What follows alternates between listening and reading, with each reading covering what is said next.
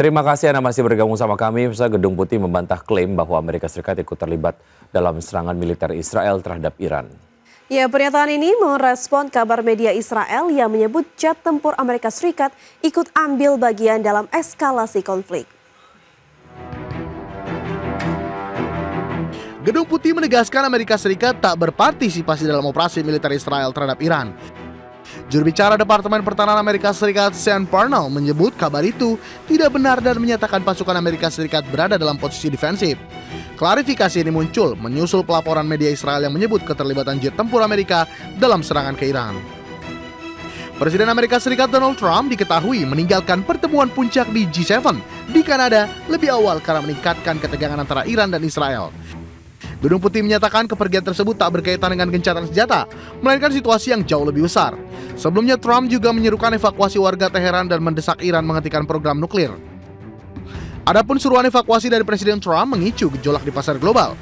Wall Street dan harga minyak dunia mengalami tekanan karena kekhawatiran eskalasi konflik di Timur Tengah. Ketegangan yang terus meningkat antara Iran dan Israel masih menjadi perhatian utama komunitas internasional. Berbagai sumber IDX Channel.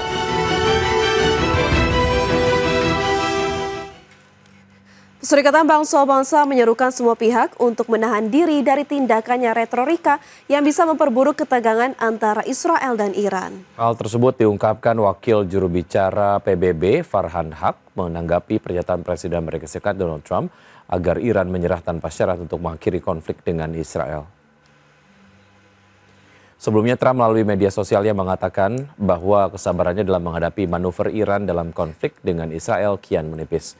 Trump juga menyebut sangat mungkin baginya untuk segera menghabisi pemimpin spiritual tertinggi Iran, Ali Khamenei, namun Trump mengaku tidak akan melakukannya untuk saat ini. Farhan menambahkan Sekretaris Jenderal PBB Antonio Guterres juga mengecam serangan Israel ke Iran yang berlangsung sejak Jumat pekan lalu dan mendesak seluruh negara anggota PBB untuk menahan diri dari situasi yang berpotensi memperburuk konflik di Timur Tengah. Menurut Farhan, Sekjen PBB mengingatkan kewajiban negara anggota PBB untuk bertindak sesuai dengan piagam PBB dan hukum internasional.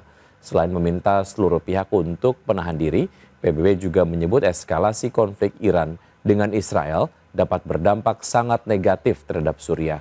Hal tersebut karena Suriah saat ini tengah menghadapi masa ketidakstabilan dalam situasi sosial dan politik, sehingga konflik antara dua negara tetangga Suriah tersebut akan menambah ketidakpastian ataupun ketidakstabilan situasi keamanan.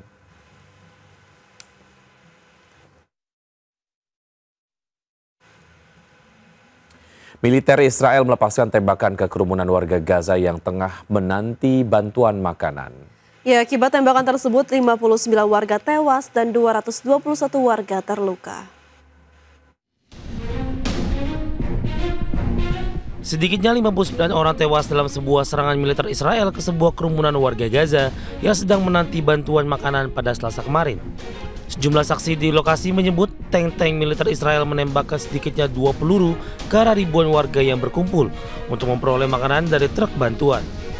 Petugas medis Palestina mengatakan selain menewaskan 59 orang tewas dan mengakibatkan 221 orang terluka, serangan Israel di lokasi bantuan makanan juga mengakibatkan sedikitnya 20 orang dalam kondisi kritis. Jumlah korban tewas tersebut menjadi yang terburuk dalam sehari sejak bantuan kemanusiaan kembali masuk ke Gaza pada Mei 2025. Di lokasi lain, petugas medis jalur Gaza mengatakan sedikitnya 14 orang lainnya juga tewas akibat tembakan dan serangan udara Israel. Dengan demikian, total korban tewas di Gaza pada Selasa kemarin mencapai 73 orang. Saat ini Israel mengizinkan bantuan masuk melalui badan yang telah disetujui, yakni Yayasan Kemanusiaan Gaza atau GSF. Badan tersebut telah beroperasi di beberapa lokasi distribusi di daerah yang dijaga oleh pasukan Israel. Namun PBB menolak sistem tersebut karena dianggap tidak memadai, berbahaya, dan melanggar aturan imparsialitas kemanusiaan. Berbagai sumber IDX Channel.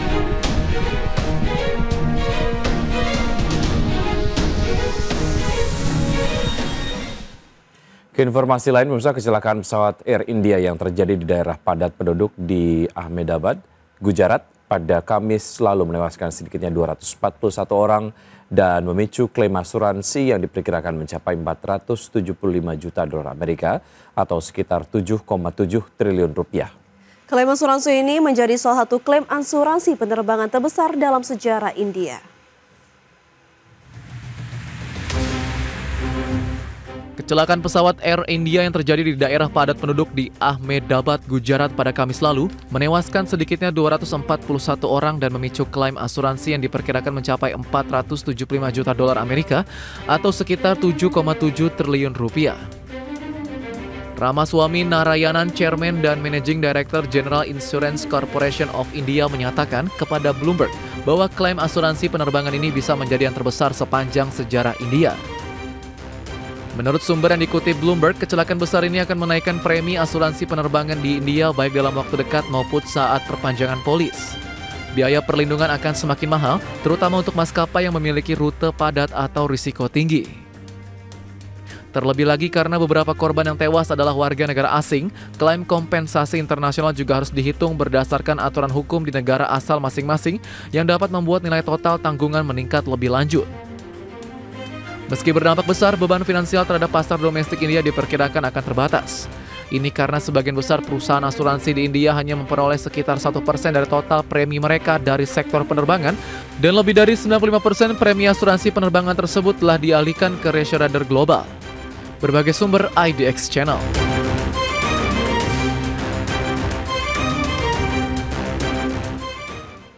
Arab Saudi resmi menaikkan kontrak jumbo senilai 16 miliar dolar Amerika untuk membeli puluhan pesawat dari Airbus. Kesepakatan dilakukan dengan dua perusahaan Saudi, Avilis dan Riyadh Air dalam ajang Paris Air Show 2025. Arab Saudi mengumumkan kesepakatan besar pembelian pesawat dari Airbus senilai total 16 miliar US dollar atau sekitar 260 triliun rupiah. Kesepakatan ini diumumkan dalam pembukaan Paris Air Show 2025 dan melibatkan dua perusahaan besar asal Saudi, Avilis dan maskapai nasional Riyadh Air. Nilai kontrak masing-masing mencapai 7 miliar US dollar dan 9 miliar US dollar. Avilis memesan 10 pesawat kargo A350F dan 30 unit A320neo. Dalam kontraknya terdapat opsi peningkatan hingga 22 pesawat kargo A350F dan 55 pesawat keluarga A320neo di masa mendatang, di mana perusahaan ini merupakan pemain global dalam bisnis penyewaan pesawat dan berkantor pusat di Arab Saudi. Sementara itu Riyadh Air membeli 25 pesawat A350-1000 dari Airbus dengan opsi pembelian tambahan hingga 50 unit lainnya. Langkah ini menunjukkan komitmen Saudi dalam memperkuat armada penerbangan sipil sebagai bagian dari visi transformasi ekonominya. Pada kesempatan yang sama, maskapai Lot asal Polandia juga mengumumkan pembelian 40 pesawat Airbus A220. Berbagai sumber IDX Channel.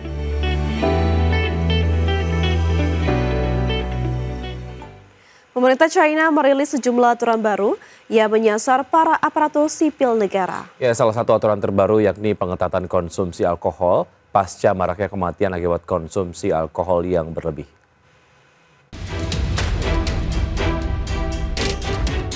Pemerintah China terus mendorong penghematan anggaran besar-besaran, di mana sejumlah aturan tegas dikeluarkan terutama bagi aparatur sipil negara. Aturan terbaru ini mulai dari larangan makanan secara berkelompok, jamuan makan mewah, konsumsi alkohol termasuk soal penggunaan tanaman hias dalam rapat. Meski demikian tidak semua ASN merasa senang dengan pengetatan ini. Dan aturan baru ini pun memicu protes di media sosial karena banyak ASN yang merasa kehidupan pribadi mereka harus tunduk pada pembatasan yang berlebihan dan sewenang-wenang. Sebelumnya, kasus kematian kader partai akibat konsumsi alkohol berlebih di jamuan makan malam dilaporkan secara luas pada April lalu. Akibatnya, puluhan pejabat telah dihukum terkait dengan kematian kader partai di Provinsi Hunan, Anhui, dan Henan. Pada Mei 2025, pemerintah China juga merilis revisi pedoman penghematan bagi anggota Partai Komunis China dan ASN. Pemerintah China juga mulai menyosialisasikan aturan baru tersebut di beberapa daerah pada pekan ini. Bagi sumber IDX Channel.